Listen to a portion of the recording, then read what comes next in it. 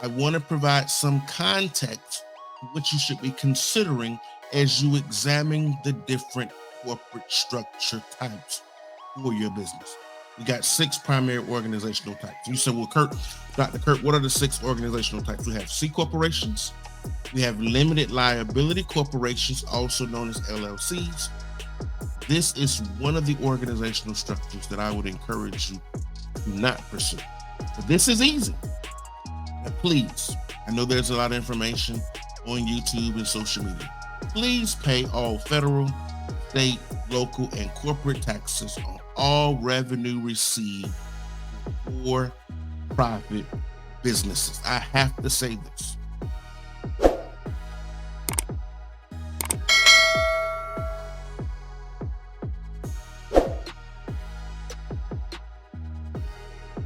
Hey, welcome to my channel. My name is Dr. Curtis A.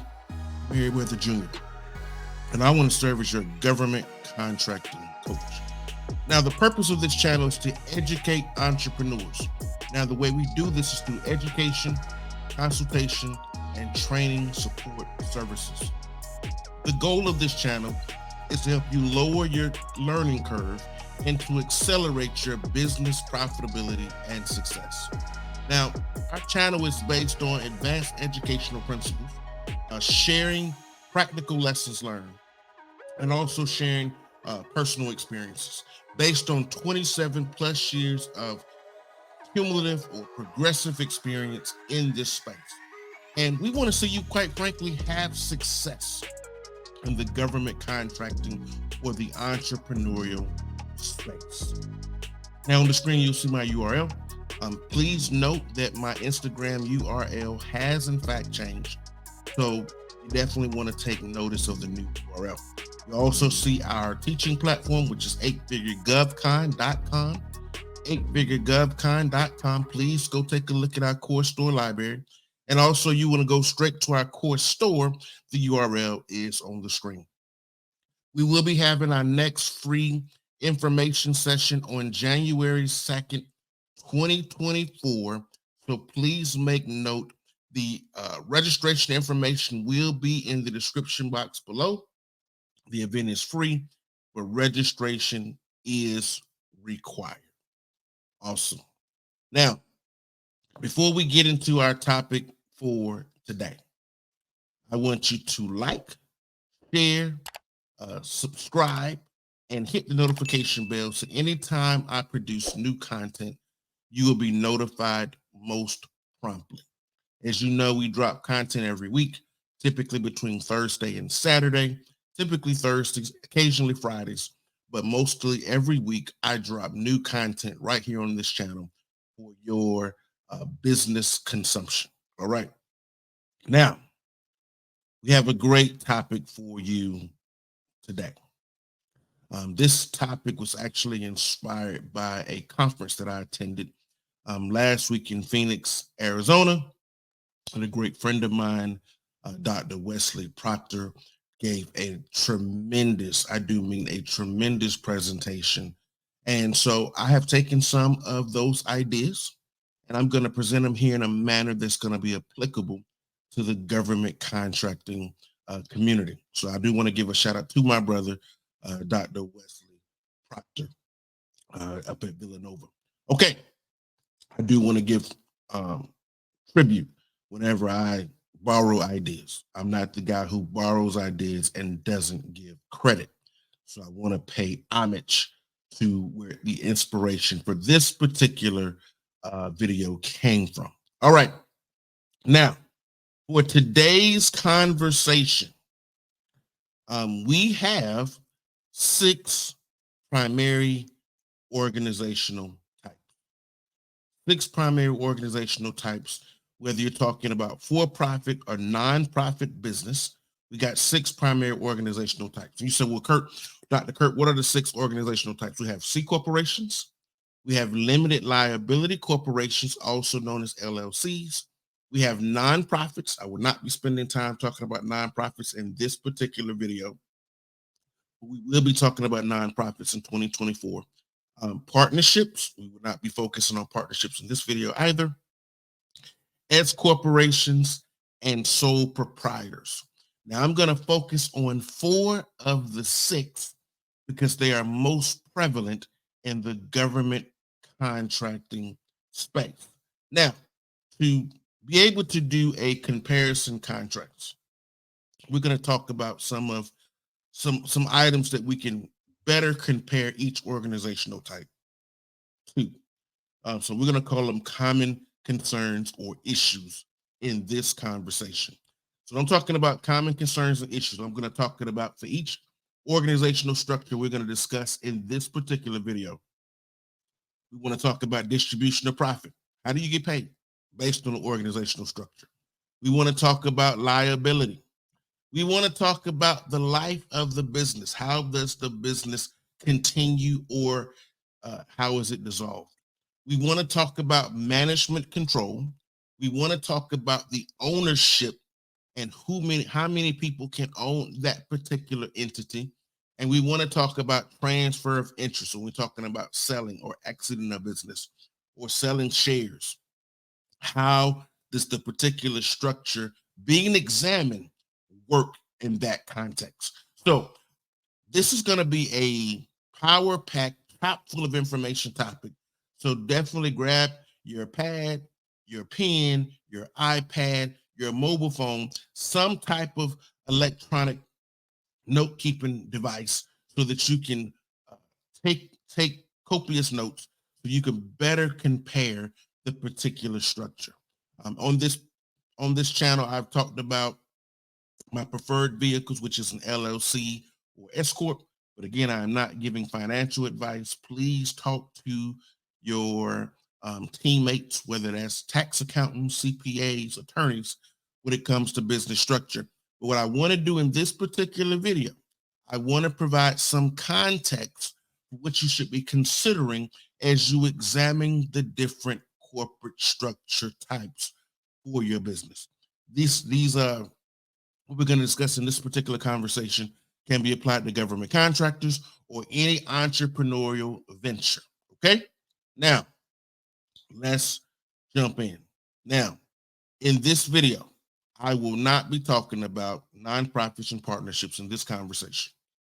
We are planning to discuss nonprofits in the future. I got some great things I want to disseminate because I think there's a lot of misinformation around nonprofits and the grant making process. So we do plan to cover some of those topics in future videos. Now, before we even get into our 6 organizational types, before I even jump into the 6 organizational types, I want to make a couple, I want to make sure we're all thinking about this in the proper context. So the purpose for-profit businesses, which is all we're going to cover in this video, there will be a nonprofit video forthcoming in the not too distant future. But the primary mission is to generate a profit and develop effective products and services that are valuable for the consumer. Now, when it comes to funding, bank loans, your personal money, investors, alternative finance, and revenue generated from sales are common vehicles for funding the life, the longevity of the business. Okay, those are common funding sources. So you got bank loans, investors, profit from prior sales, alternative finance.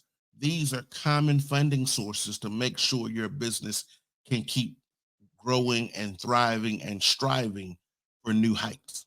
Now, individuals, partnerships, or stakeholders can claim an ownership in the business based on the organizational type chosen. We're going to talk about the different organizational types in a minute.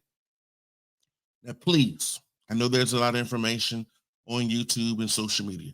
Please pay all federal, state, local, and corporate taxes on all revenue received for for-profit businesses. I have to say this. Get some great experts to help you to minimize your tax burden. We are all about the minimization of tax burden. We are not about, we are not in the business of not paying our taxes. We don't do that. We pay our taxes. We don't pay a penny more than what we owe by using legal tactics and strategies, but we pay our taxes. I'm just saying, we go to jail. People go to jail over a prolonged period of time of not paying their taxes. We can look all through the media and find many celebrities. I'm not going to call any names here of people who went to jail for failure to pay their taxes over a prolonged period of time. Okay. All right, let's jump into our first corporate structure. And the very first one we want to talk about is a C Corp. When you go and you file a corporate structure, you decide you're going to be a corporation, you are a C corporation by default.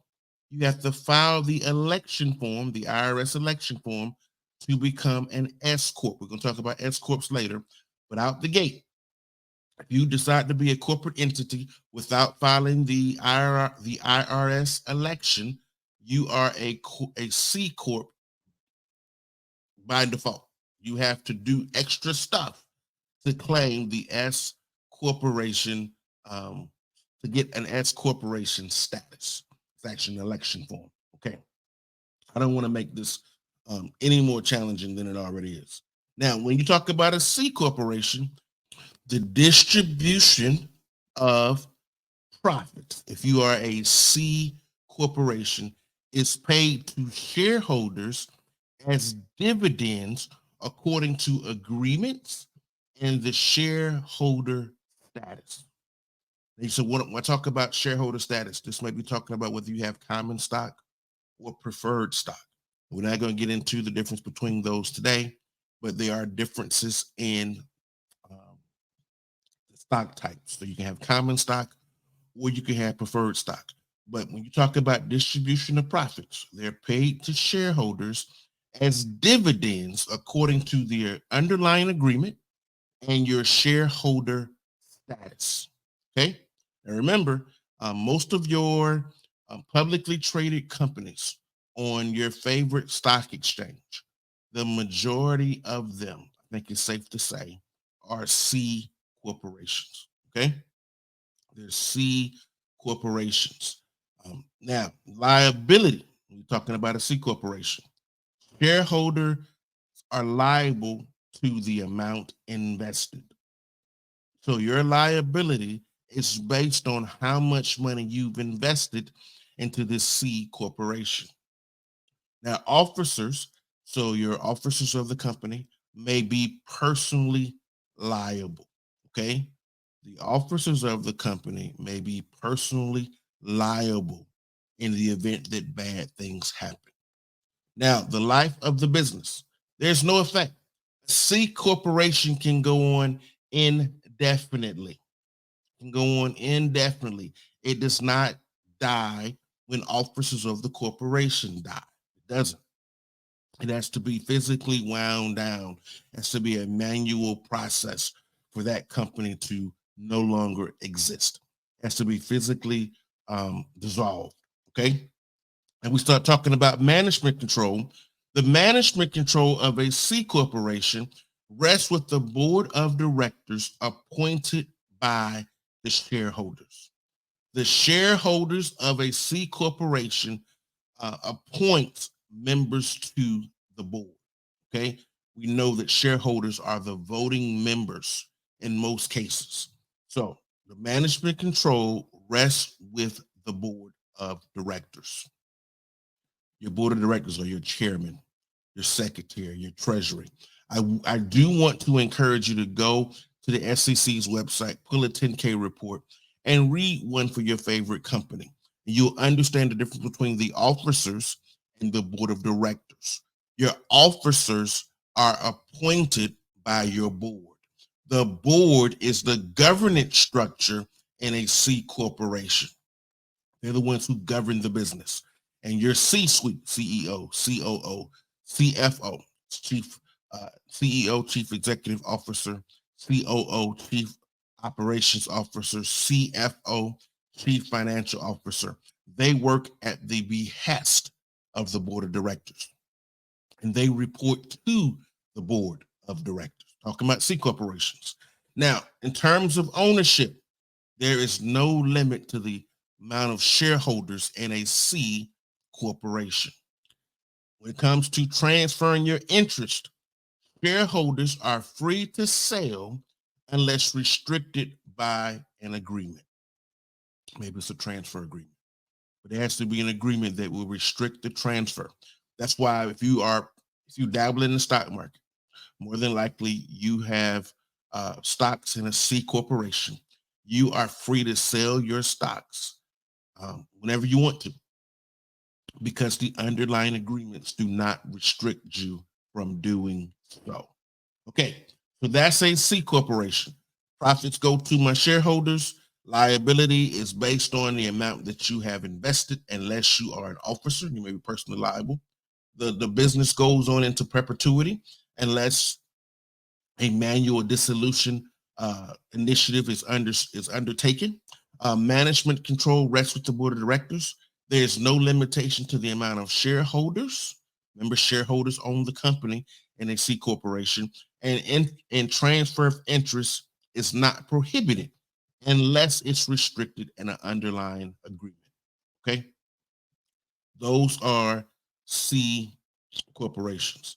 Next, and that's the C corporation is not the one I recommend for new government contract. That is not the structure. Now, later on in life, you're talking about hundreds of millions in revenues. It may make sense in the future to become a C corporation or revert back to a C corporation if your corporate structure is a corporation, not a limited liability company. Okay. All right, let's keep moving. The next structure we want to talk about is the limited liability company, also known as an LLC. We're going to go down a similar path in terms of being able to do this comparison contrast between the two corporate structures. Okay, so let's jump into the LLC. Distribution of profits goes to the members. We know in LLC land, you can have a single member or you can have a multiple member LLC. So profits go to members, unlike in our corporation structures, profits go to shareholders. So in an LLC, profits go to members of the business. Liability. Members are liable, and this is simpler and simple. This is very similar to what happens in partnerships. We're not talking about partnerships here today, but the members are liable, just like the partners are liable, especially your general partners are liable in a partnership. Now, the life of the business is continuity of life. Continuity of life is the life of the business. Now, management control rests with the management committees, owners, or those shareholders. Okay, talking about an LLC. We're talking about an LLC. It rests with the management committee. Talking about an LLC, management control rests with the management committee, owners, or those shareholders. Now, in terms of owners, there is no limit of how many owners you can have in an LLC. We're talking about transfer of interest. Free transferability of interest is subject to underlying agreements. Again, that's why we got to make sure we have important bylaws and organizational artifacts that govern the governance of these entities. Okay. So just to recap, limited liability company, profits goes to members. Liability, members are liable, just like in partnerships, the partners are liable when bad things happen. The life of the business goes on until continuity of life. Management control rests with management committee, owners, or those shareholders. There's no limit in terms of ownership and transfer of interest, being able to sell your stake in the business, free transferability of interest subject to agreement. Okay, so the underlying agreements determine how easily it is to enter and exit from your interest stake in these organizations. Let's keep moving. The next one we want to talk about is the S corporation. The S corporation. All businesses, all corporations, not businesses, all corporations start out as a C corp. You have to file the IRS election to become an S corp. Okay, you can only do this one time. You can only go from C corp to S corp once. When you decide to no longer be an S corp and to be a C corp, you can't go backwards. You can only pull the S election card once. You can only do it once, and it reverts back to its former state, which is a C corporation. But if you decide to go back to S, you can't, based on the IRS code, unless something changes in the future. And to my knowledge, as of the date of this recording, that is still the applicable law. Okay, now we start talking about S corps. The distribution of profits goes to the owners of the S corp. Liability is limited.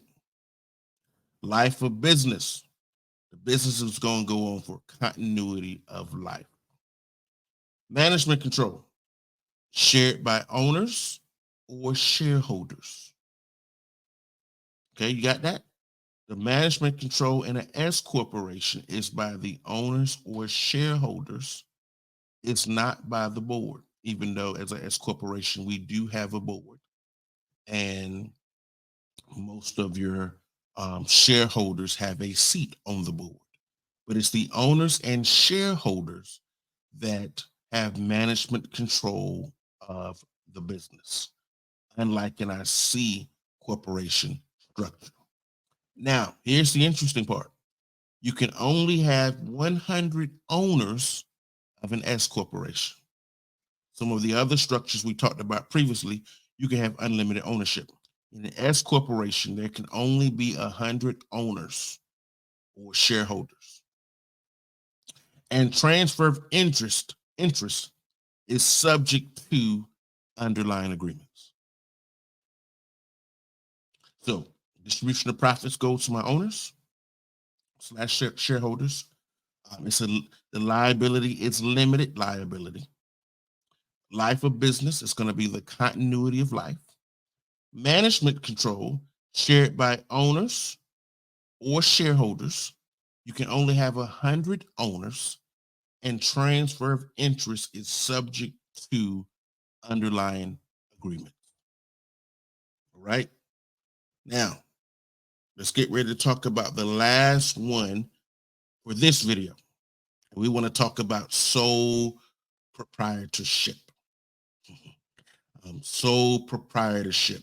Out of all the vehicles I've discussed, this is the one that I discourage you highly discourage you from pursuing. Do not pursue sole proprietorship. It provides no entity protection. And the last three that I've discussed, the C Corp, the limited liability company, corporation or LLC, the S Corp, they provide liability protection. In the event that something goes bad, you can share that business and keep moving. And so sole proprietorship, you and the business are one. You're using your own personal social security number, not an employee ID or a tax identification number. If something happens in the business, in theory, it directly affects your personal well-being. When we start talking about distribution of profit and a sole proprietorship, profit goes to the owner or the sole proprietor. This is typically just a one-man show or one-woman show. Liability. The owner, you, are liable for all claims against the business. There's no separation between you and the business. You are the business and the business is you. So business liability will affect you personally. There's no separation. The life of business, it dissolves with the death of the owner. We saw in prior examples that the business can keep moving, even in the event of death. That is not the case with a sole proprietor. It is attached to your social security number. So when you become posthumous, you die, the business died. Management of control. Owner, you have full control. There can only be one owner. And the transfer of interest, the owner is free to sell. But you have no liability protection at all as a sole proprietor. None. This is one of the organizational structures that I would encourage you to not pursue. But this is easy. Being a sole proprietor is easier, comparatively speaking, but it's not the organizational structure that I want you to pursue at all.